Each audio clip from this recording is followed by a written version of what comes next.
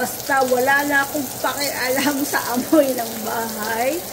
Nagsindi na ako niyan. Malakas na ang aking exhaust.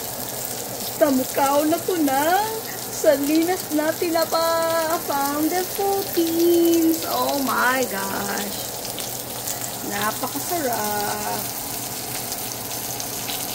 Tapos baghimo tanan sa usawan, sibuyas, kamatis, fresh from the tree. Kalamansi from Ate Weng. Thank you, Ate Weng. Diyan na nagsausawan na iwas na sa ini. Ayan, salinas na tinapa. Galing sa mami. Sa Pilipinas. Diyan may ato rice. Sinukod ang ato rice. Brown rice. Sinukod ang ato rice. Mga una kami ni Art. Si Art Jollibee gazuday na. Mga untalizo.